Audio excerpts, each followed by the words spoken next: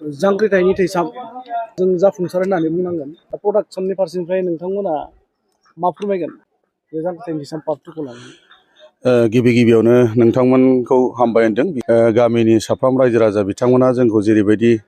मददारि हेफाजाबनि गेजेरजों जि सोलिबाय थानाय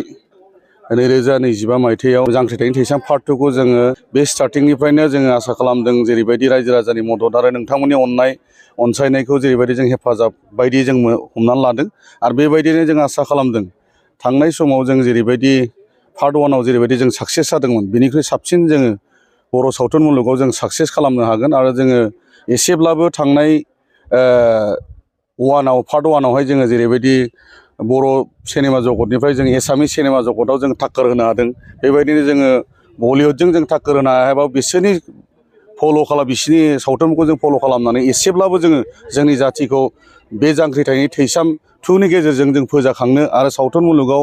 गोबां बेबायदिनो फावखुंग्रि बिथांमोन दङ बिथांमोनजों लोगोसे डाइरेक्टर बिथांमोन दङ बिथांमोनाबो उत्साह जागोन आरो बर' जाथिया बेजों लोगोसे बुहुमनाङै सिनायथि मोनगोन आरो जोंबो रायजो राजानि अनसायनायखौ मोनबाय थायोब्ला बेबायदिनो बे सावथुनखौ कन्टिनिउसलि जोङो जाथिनि नामाव जोङो लांबाय थागोन आरो। Thank you.